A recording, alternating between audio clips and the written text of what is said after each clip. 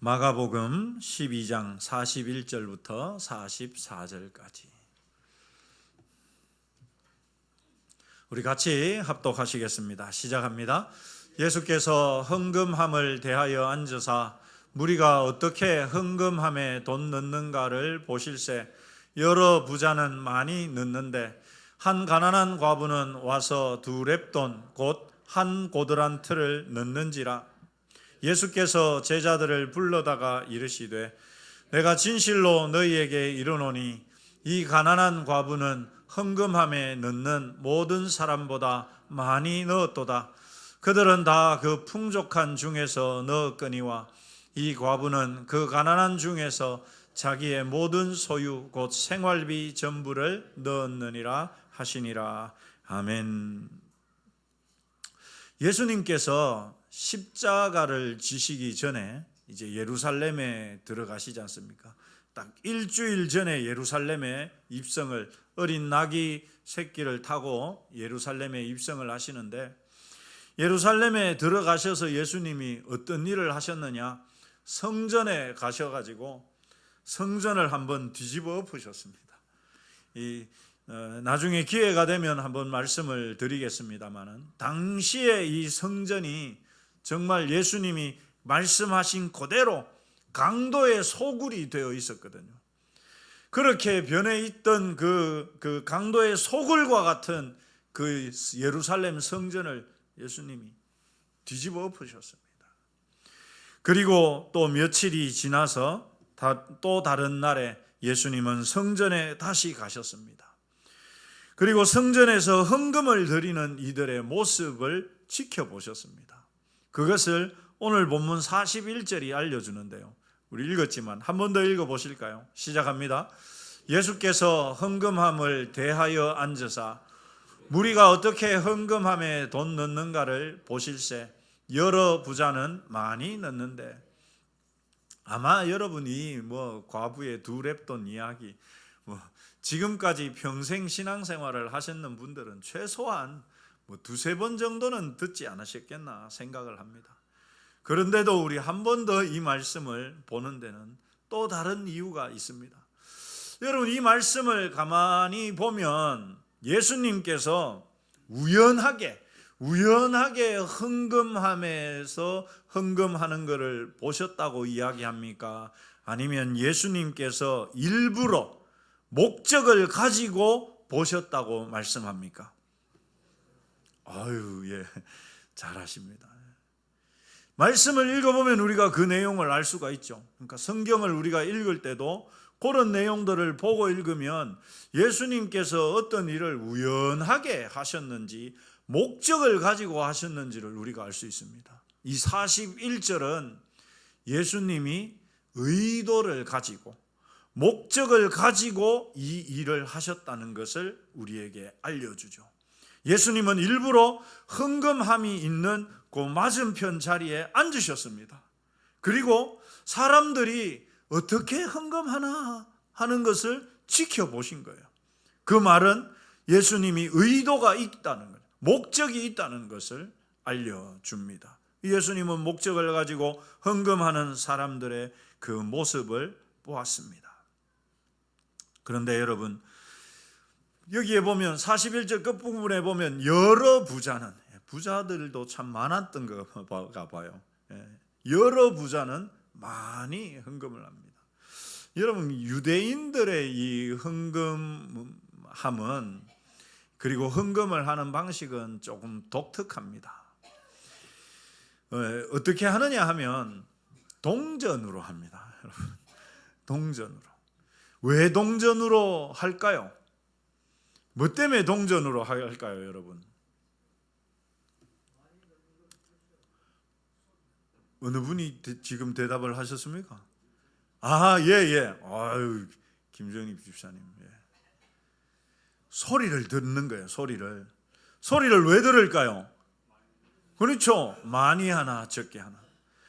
여러분, 500원을 헌금하는 거하고 10,000원을 헌금하는 거하고 동전으로 헌금을 한다.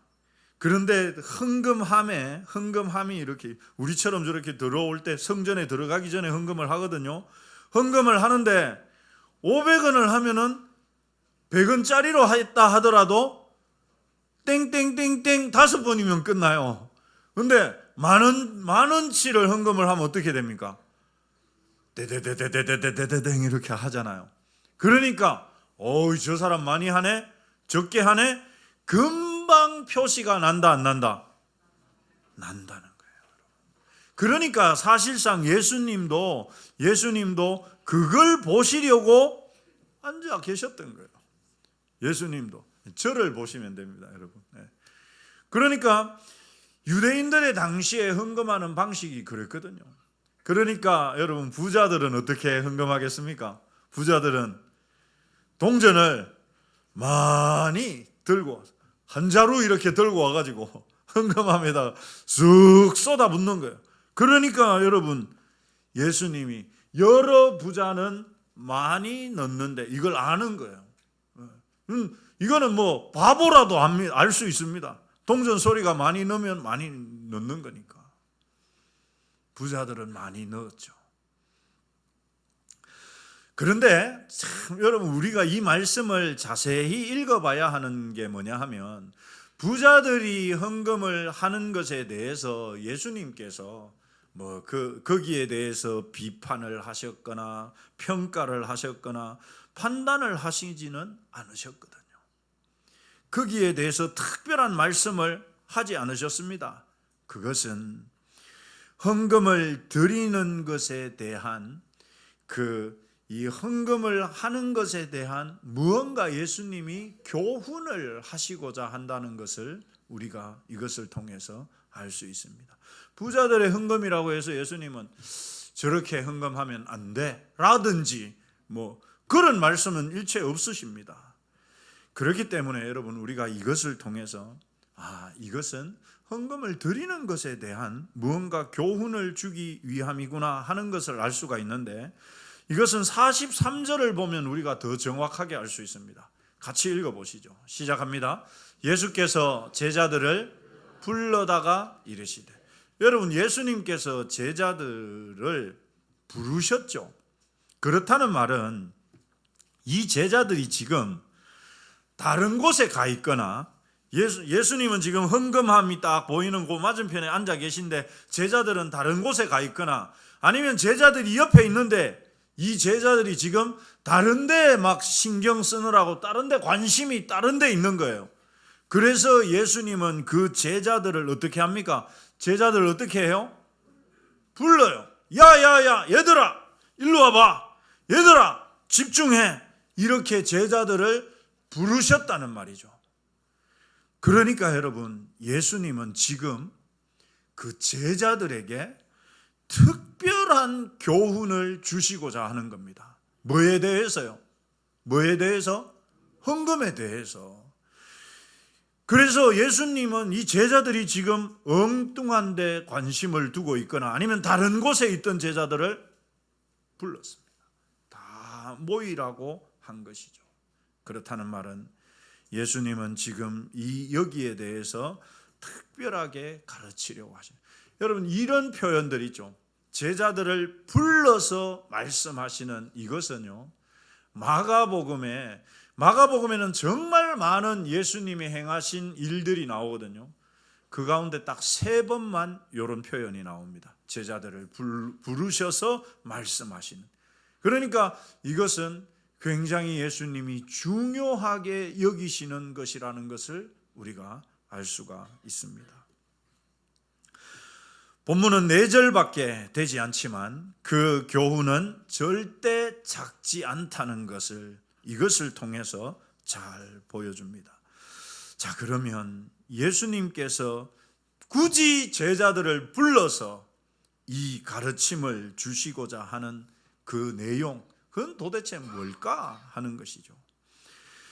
예수님께서 이 헌금 사건을 통해서 교훈하시고자 하는 내용, 그것은 굉장히 쉽습니다. 왜? 성경에 그대로 나와 있기 때문이죠. 44절에 정확하게 알려줍니다. 44절 읽어보시죠. 시작합니다. 그들은 다 그 풍족한 중에서 넣었거니와 이 과부는 그 가난한 중에서 자기의 모든 소유 곧 생활비 전부를 넣었느니라. 여러분, 예수님께서 교훈하시고자 하신 것은 이게 끝입니다. 44절 뒤에 44절 이후에 뭐 더 예수님이 내용을 덧붙이거나 뭐 가르치거나 하신 게 없어요. 44절로 끝입니다. 부자들은 많이 와서 막 자루로 들고 와가지고 동전을 부어 넣는데 이 가난한 과부는 달랑 2개, 동전 2개, 2렙돈인 동전 2개를 탁 넣었습니다. 그런데 예수님 뭐라고 이야기하느냐? 이 과부는 다른 모든 사람들보다 더 많이 했다. 그들은 다 풍족한 중에서 넣었지만 이 과부는 자기의 생활비 전부를 넣었다. 이렇게 말씀하셨습니다.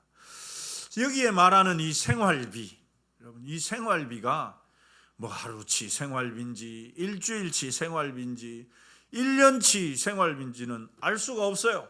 그러나 그 당시에 이 과부가 가지고 있었던 자기의 생활할 전부라는 것은 분명합니다. 그러니까 과부가 헌금한 돈은 현재 그녀가 가진 전부였던 것이죠.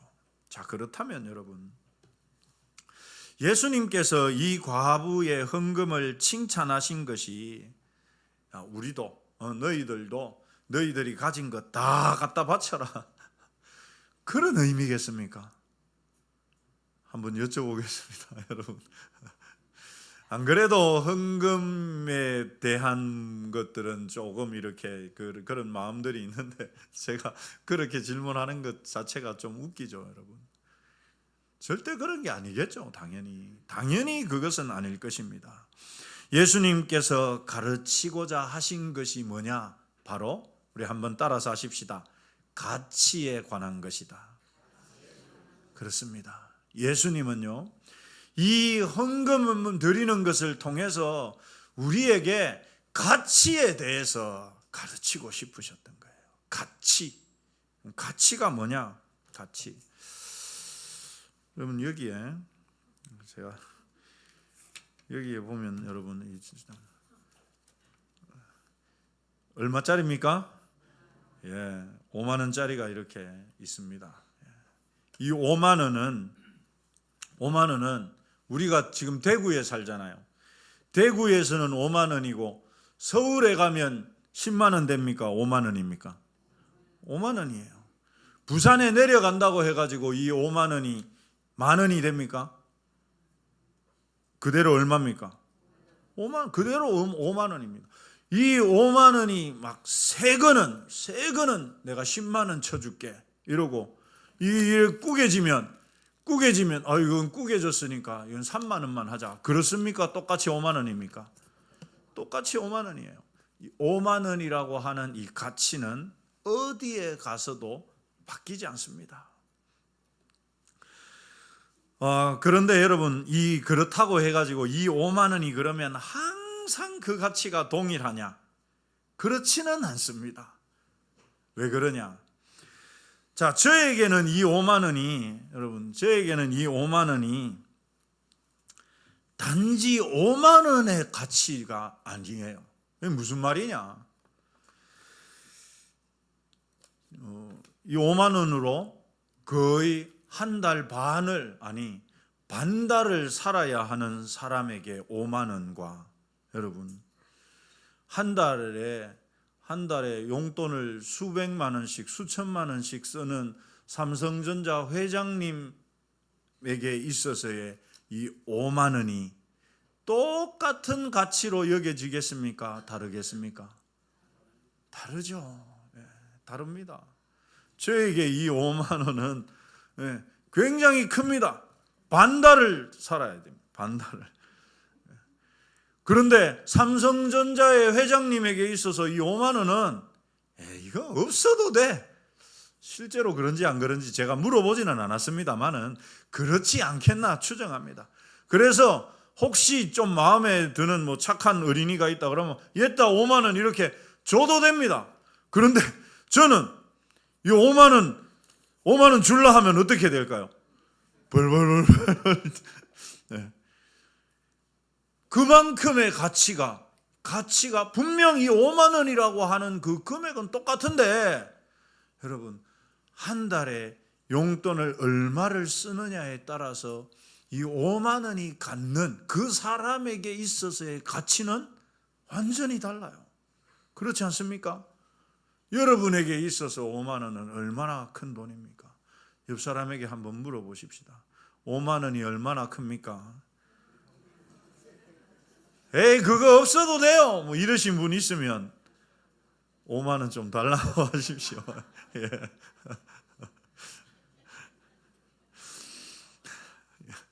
여러분 그렇습니다. 이 돈이라는 게 참 희한하죠. 돈이라는 게 희한합니다. 이 반달을 5만 원으로 살아야 하는 사람과 또는 한 달을 10만 원으로 사는 사람에게 있어서 5만 원은 거의 뭐 생활비 반이나 되는 크기죠. 그러니까 그 사람에게 있어서 5만 원은 절대 적지 않습니다. 그런데 반면에 뭐 정말 생활비를 막 수백만 원씩 쓰는 사람이다. 용돈을 수백만 원씩 쓰는 사람이다. 우리 성도님들 다들 그렇게 되시기를 축원합니다. 네. 근데 아무도 아멘을 안 하시네. 여러분 그런데 그런 분에게 있어서 이 5만 원은 사실 없어도 되는 거예요. 그렇죠? 그러니까 내가 돈을 얼마나 갖고 있느냐, 내가 얼마를 쓸 수 있느냐에 따라서 이 5만 원의 가치는, 상대적인 가치는 달라진다는 사실입니다. 오늘 예수님께서 헌금에 대해 교훈하는 상황이 바로 이런 것이죠. 부자들의 많은 금액에 비해서 여러분 그것과는 아예 비교조차 할 수 없는 적은 금액을 헌금한 과부의 이 헌금을 여러분 왜 칭찬하십니까? 왜 칭찬하실까요? 따라서 하십시다. 가치의 차이 때문이다. 그렇습니다, 여러분. 가난한 과부에게 있어서 2렙돈은 자기의 전부였어요. 그러니 여러분 비록 부자들에게 볼 때는 그건 껌값도 안 돼. 정말로. 우리가 그냥 껌값도 안 된다는 말을 합니다만 사실 부자들에게 있어서 그 2렙돈은 여러분 껌값도 안 되는 돈입니다. 2렙돈이 얼마 정도 되는 금액인지 아십니까? 2렙돈이 참새 2마리가 여러분 예수님께서 마태복음에서 참새 2마리가 몇 아사리온에 팔려간다고 했나요? 한 아사리온에 팔려가지 않느냐 이렇게 말씀하셨거든요. 참새 2마리가 한 아사리온이에요. 그러면 참새 1마리는 몇 아사리온일까요? 아사리온은 화폐 단위입니다. 네. 몇 아사리온요? 2마리가 한 아사리온이에요. 그럼 한 마리는 몇 아사리온일까요? 네, 절반 2분의 1 아사리온임이죠. 그렇죠, 여러분. 그런데 이 렙돈이라는 금액의 크기는 얼마나 되느냐? 렙돈은 아사리온의 4분의 1이에요, 여러분. 4분의 1. 그러니까 참새 몇 마리 값일까요? 네, 참새 반마리 값이에요. 반마리 값.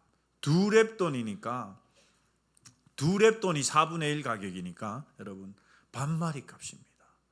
오늘날 우리나라 돈으로 환산을 하자면 500원 정도 되는 돈입니다. 480원 정도 되는 돈이에요. 여러분 480원 정도 헌금했다고 칭찬받아 보신 분 있으십니까? 교회가 이렇다니까 여러분. 예? 제가 이제 믿지 않는 가정에서 처음 신앙생활을 이제 하게 됐는데 중학교 2학년 때 고향에서 산골에서 처음 신앙생활을 시작했습니다. 그때 제가 있던 교회는 감리교회였는데 막 흐름했습니다. 마룻바닥, 의자 없이 마룻바닥에 그 방석 하나씩 놓고, 제가 갔는데, 교회 처음 갔는데, 그때 저희 교회에는 담임 목사님이 계신 게 아니고 담임 전도사님이 계셨어요. 전도사님이 담임을 하는 교회였습니다. 그 교회에 가니까 전도사님이 그래도 이제 이 중학교 2학년이 새로 왔다고, 처음 왔다고 얼마나 좋았는지 성경책을 이렇게 하나 주셨거든요. 그 성경책을 주셨는데, 그 성경책, 여러분 옛날 성경책 아시죠? 빨갛게 칠해졌는 비닐 이 겉대기에 빨갛게 칠해졌는 거. 지금은 우리가 왼쪽에서 이렇게 오른쪽으로 읽지 않습니까? 그거는 오른쪽에서 왼쪽으로 읽어요. 오른쪽에서 왼쪽으로 읽고, 성경 글도 이렇게 가로로 됐는 게 아니고 오른쪽에서부터 세로로 이렇게 했어요. 히브리어 성경이 그렇게 되어 있거든요. 오른쪽에서부터 세로로 이렇게. 그건 너무 고맙잖아요. 교회 갔는데 과자도 주지, 성경책도 하나 주지, 이러니까 너무 감사. 그래서 이거 어떻게 해야 되나 보니까 예배 시간에 헌금 시간이 있더라고. 그래서 저희 시골에 제가 그 중학교 다닐 때까지 용돈이 없었습니다. 용돈이라는 개념이 없었습니다. 제가 뭐 강원도 두메 산골에 저 1930년대에 살았던 사람이 아니고요, 1970년대에 살았던 사람입니다. 근데 워낙 산골이어서 용돈 개념이 없었습니다. 용돈이 없었어요. 그런데 헌금을 하는데 나도 헌금을 하고 싶은 거예요. 저도 헌금을 하고 싶은 거예요. 근데 마침 이제 그 아버지 심부름, 아버지는 돌아가시고 안 계셨으니까 어머니가 뭐 심부름을 하고 나거나 이러면 뭐 20원도 주고 30원도 주고 하셨었거든요. 그걸 이제 제 딴에는 모았는 겁니다. 그래서 헌금 시간에 바구니가 이렇게 도는데, 그 준비해서 모으고 모았던 그 소중한 30원을 모아가지고 헌금 주머니에 탁 넣었어요. 쨍그랑한 거래. 동전 소리가 나서 저도 더 깜짝 놀랐습니다만은, 그런데 저는 그 마음을 잊을 수가 없습니다. 아마 그 주일에 헌금을 했던 사람들 중에 제가 가장 적은 금액을 드리지 않았겠나. 제가 가지고 있는 그 금액 전부였거든요. 물론 그 30원을 했다고 칭찬을 들어보지는 못했습니다만은, 여러분, 우리가 이 가치에 있어서 이 가치가 중요하다는 것을 예수님이 말씀하시는 것입니다. 정말 여러분, 그 500원도 채 되지 않는 그 금액을 헌금하는 그 과부의 마음, 그것을 하나님은 귀하게 여기셨던 것입니다. 여기서 우리가 알 수 있는 한 가지가 있죠, 여러분. 바로 하나님 나라의 계산법입니다. 하나님 나라의 계산법. 한번 따라서 하십시다. 하나님 나라의 계산법. 그것은 분명 우리가 살아가고 있는 이 시대, 이 세상의 계산법과는 분명히 다릅니다. 그것은 분명히 달라요. 어떻게 다릅니까? 바로 가치를 보신다는 것이죠. 우리 하나님은 가치를 귀하게 여기신다는 것입니다. 여러분, 그러면 도대체 이 과부는 어떻게 자기의 그 절박한 상황, 이 과부가 부자가 아니었다는 것은 분명하죠, 여러분. 그런데도 어떻게 자기가 가지고 있었던 그 생활비 전부를 드릴 수 있었을까요? 그것은 성경에 나와 있지도 않아요. 예수님께서 거기에 대해서 해석을 해 주시지도 않았습니다. 그러나 분명한 한 가지, 그것은 뭐냐? 어떻게 이 아주머니가 그 2렙돈에 자기 생활비 전부를 드릴 수 있었느냐? 분명하죠. 뭡니까, 여러분? 내가 이걸 드려도 내 쓸 것은 누가 책임진다? 하나님 책임진다. 그 믿음이 있으니까 이것이 가능했겠죠. 그러니까 여러분, 예수님께서 그것을 보시고 칭찬하신 것입니다. 여러분, 하나님 나라의 계산법은 우리가 살아가고 있는 이 시대의 세상의 그것과는 다릅니다. 세상은요, 절대적인 가치를 평가하죠. 내가 5만 원을 들였으면 뒤에는 종입니다.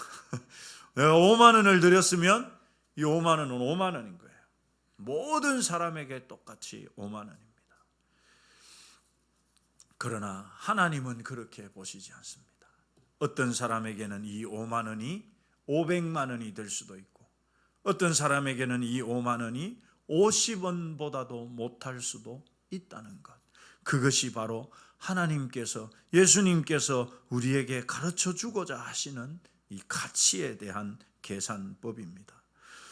과부는 자신의 전부를 드렸죠. 하지만 부자들은 자기의 많은 재산 중에 지극히 일부만을 드렸습니다. 그러니 예수님께서 과부의 헌금을 부자들의 헌금보다 더 가치 있다고 판단하신 것입니다. 사랑하는 성도 여러분, 사실 예배에 있어서 헌금은 매우 중요한 한 부분이죠. 왜 그렇습니까? 여러분, 헌금이 왜 중요한 부분입니까? 한번 따라서 하십시다. 돈이기 때문이다. 돈이기 때문이다. 그러면 왜 돈이 중요합니까? 돈 문제는 사람을 예민하게 하거든요. 왜요? 거기에는 내 마음이 들어있기 때문입니다. 그래서 돈에 예민할 수밖에 없어요. 예수님도 분명하게 이것을 말씀하십니다. 같이 읽어보시겠습니다. 시작합니다. 내 보물 있는 그곳에는 내 마음도 있느니라. 사실 여러분, 여기에 이 보물이라는 말은 사실 돈이라는 말과 다르지 않습니다. 돈이 어디에 있느냐? 거기에 네 마음이 있다라는 것이 예수님의 가르침입니다. 돈에는 우리의 마음이 담깁니다. 그래서 이것이 우리를 예민하게 만들고 때로는 시험 들게 하기도 하죠. 교회 갔더니 돈 얘기밖에 안 하더라. 이렇게 되는 겁니다. 여러분, 다른 이야기, 사랑을 이야기해도 괜찮고 용서를 이야기해도 괜찮고 다른 모든 걸 이야기해도 아무렇지도 않아요. 그런데 돈 이야기를 하면 예민해지는 것. 왜 그렇습니까? 내 마음이 거기에 들어있기 때문이죠. 내가 재물을 더 사랑하는지 하나님을 더 사랑하는지를 보여줄 뿐만 아니라 지금 내 마음이 어디에 집중되고 있는지를 여러분 보여줄 수 있는 것, 그걸 드러내 보여주는 게 바로 돈입니다. 어떤 분들이 옷 입는 것을 좋아해서 옷을 막 이렇게 보고 쇼핑하고, 그분의 마음 지금 어디에 가 있는 겁니까? 옷에 가 있는 것이죠. 거울을 보면서 야, 이 코를 조금만 높이면 내가 참 김태희보다 더 예쁠 것 같은데, 그래서 그런 생각들을 하게 되면 여러분, 그리고 거기에 돈을 쓰고 그러면 내 마음이 지금 어디에 가 있는 겁니까? 거기에 가 있는 거죠. 그래서 예수님께서 하신 이 말씀은 정말 진리입니다. 내 마음이 지금 어디를 향하고 있는지를 가장 정확하게 알 수 있는 것이 바로 돈이죠. 그런데 여러분, 저는 이 돈 이야기를 하려는 게 절대 아닙니다. 이 교훈에서 우리가 한 단계 더 들어가 보고자 합니다. 아마 여기 있는 분들 중에서 지금의 나에 만족하지 못하는 분들이 분명 계실 것입니다. 그래서 자기를 더 발전시키려고 하는 분들 있으시죠. 무엇을 더 배우려고 하는 분들, 영어를 더 배우든지 아니면 대학원에 또는 박사과정에 석사과정에 그래서 학위를 더 받으려는 분도 있고, 다양한 기업 연수를 신청해서 받거나 아니면 개인적으로 어학연수든지 여러 교육과정을 이수하는 분들이 있을 것입니다. 여러분, 우리가 그렇게 하는 이유가 뭡니까? 한 가지죠. 내 가치를 높이기 위함입니다. 내 가치를 높이는 이유는 뭡니까? 더 나은 대우를 혹은 더 나은 조건에서 일하기 위함이죠. 사실 자신을 위해서, 그것이 공부든 자격증이든 학위든 운동이든, 여러분, 자기 자신을 위해서 투자하지 않는 사람은 더 이상 발전하지 않습니다. 그래서 우리 좌우로 한번 축복해 주십시다. 자기에게 좀 투자하시기 바랍니다.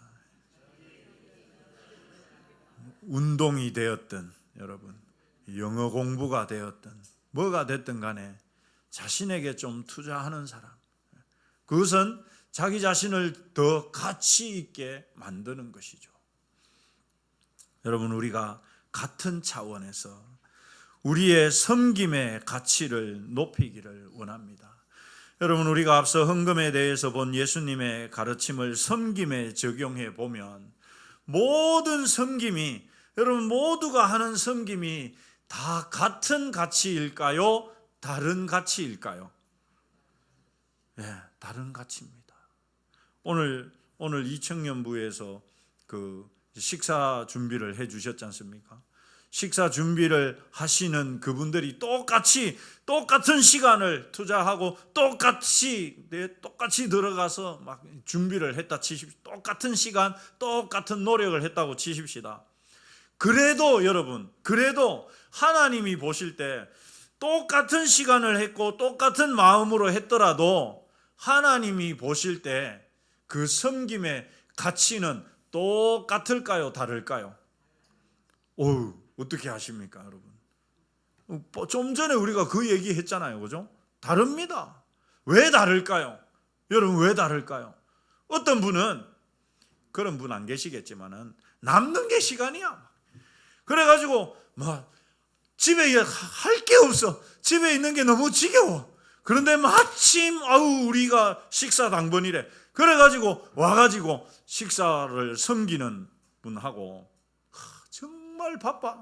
너무 시간이 없어. 그런데 보니까 식사 당번이야. 그래서 시간 쪼개고 막 연기해가지고 다른 데께 미루고 막 이래가지고 그 시간 내서 와서 섬기는 분이라. 여러분, 그 섬김의 가치 같아야 됩니까? 달라야 됩니까? 달라야 되죠.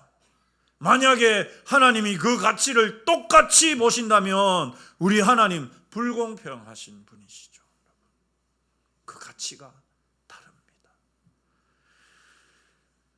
사랑하는 성도 여러분, 천국은요 단순히 그냥 낙원이 아닙니다.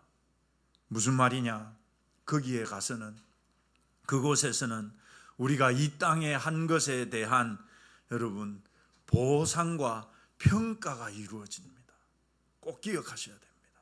천국에 가면 우리가 이 땅에서 한 것에 대한 보상과 평가가 주어진다.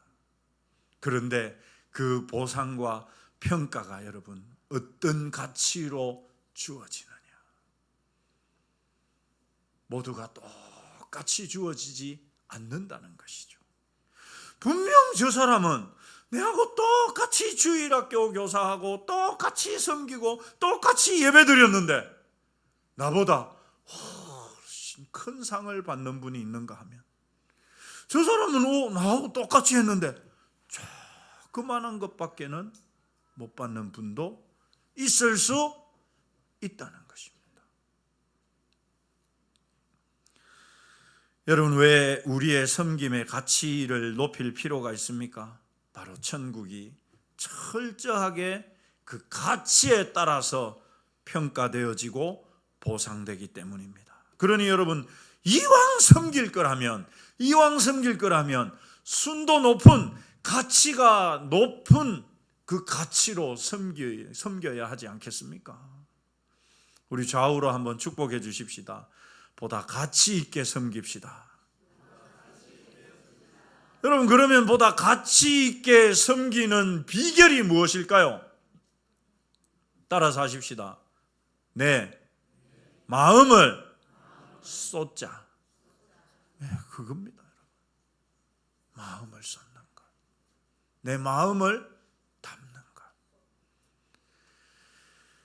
작은 일이라도, 여러분, 작은 일이라도 내가 마음을 담아서 하는 것. 그것은 우리 주님이 보실 때 큰 가치로 평가되어집니다. 정말 크고 중요한 일을 하는데도 마음이 없어, 여러분. 그냥 해야 되니까 내가 이제 한번 한다, 내가. 마음이 없어요, 여러분.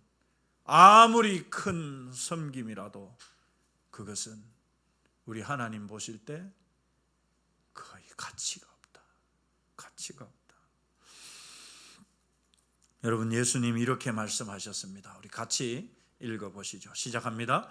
종들아, 모든 일에 육신의 상전들에게 순종하되 사람을 기쁘게 하는 자와 같이 눈가림만 하지 말고 오직 주를 두려워하여 성실한 마음으로 하라.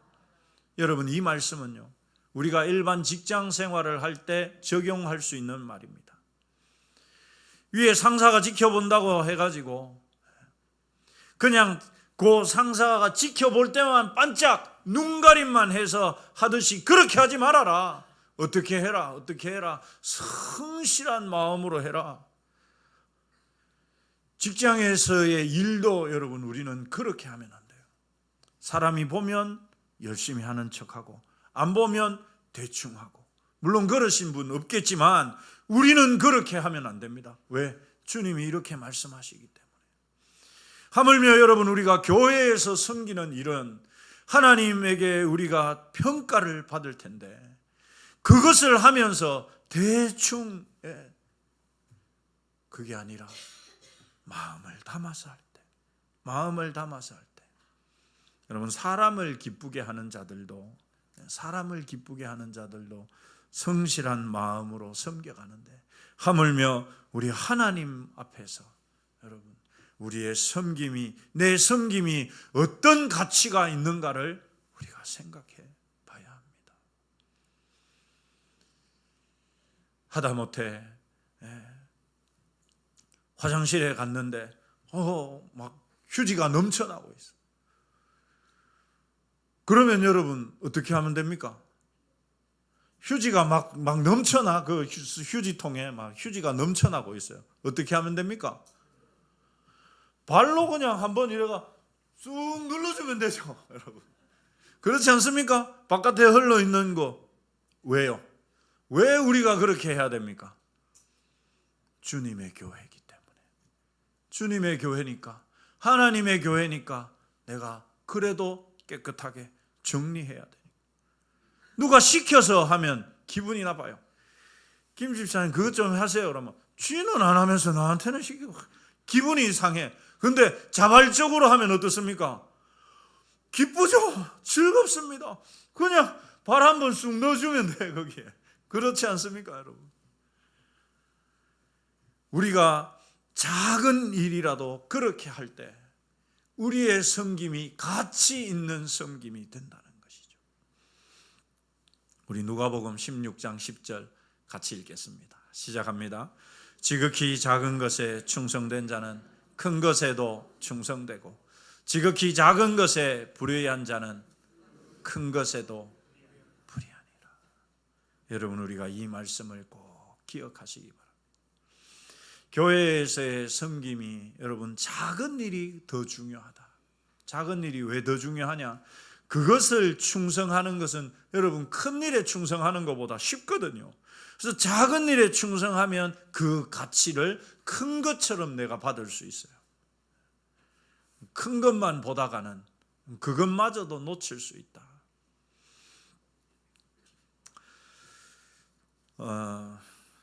여러분, 자기 명예를 굉장히 중요하게 여기는 한 왕이 있었습니다. 근데 이 왕이 자기 이름을 넣어가지고 큰 멋진 기념교회를 하나 세우고 싶었어요. 임금님이 자기 이름을 넣어가지고. 그래서 아무에게도, 어느 신하건 백성이건 절대 아무도 10원 한 장 헌금하지 마라. 순전히 내가 내 돈으로 다 짓겠다. 그래야 온전히 자기 이름으로 세우는 교회가 되니까, 왕이니까 여러분. 그래서 모든 사람들 어느 누구도 헌금하지 못하게 하고 자기 혼자서 돈을 내서 교회를 멋지게 지었습니다. 그리고 그 머릿돌에다가 자기 이름을 탁 새겨놨습니다. 근데 그날 밤에 꿈을 꿨어요. 꿈을 꿨는데 천사가 내려오더니만 그 대리석에 자기 이름을 싹 지우더니 듣도 보도 못한 여자 이름을 적어 놓더래. 그래갖고 꿈에서 깼습니다. 깜짝 놀랐어. 참 이상하네. 다시 잤어요. 근데 또 똑같은 꿈을 꿨습니다. 천사가 내려와서는 자기가 써놓은 그 이름을, 자기 이름을 지우더니만 듣도 보도 못했던 여자 이름을 줘. 3번을 그 꿈을 꾼 거예요. 그래서 왕이 일어나서 이거 뭔가 이상하다. 그래서 병사들을 풀어가지고 이 이름에 있는 이 이름의 여인을 찾아와라, 불러와라. 그랬는데 오늘 우리 예수님께서 말씀하셨던 그 과부 아주머니처럼 한 과부가 왕 앞에 불려왔어요. 너 사실대로 부르라. 너 이 교회 질 때 뭐라도 했어 안 했어? 그러니까 이 과부가 벌벌 떨면서 어휴 폐하, 저는 아무것도 한 게 없습니다. 임금님이 절대 명령을 내려갖고 어느 누구도 10원 한 장 헌금하지 말라 해갖고 제가 할 수가 없었습니다. 그래? 분명히 아무것도 한 게 없지? 예, 폐하 그렇습니다. 그런데 제가 보니까 그 벽돌을 실어 나르는 그 당나귀들이 너무 좀 힘들어하는 것 같아가지고 그 당나귀들이 지나갈 때마다 제가 풀을 줬습니다. 그렇구나. 임금이 그 깨달았는 거.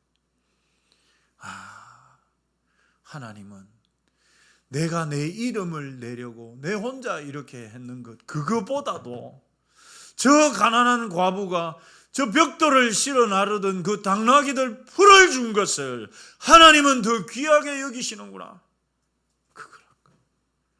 그래서 병사들에게 그 대리석에 자기 이름을 지우고 그 과부의 이름을 적어넣게 했다고 합니다.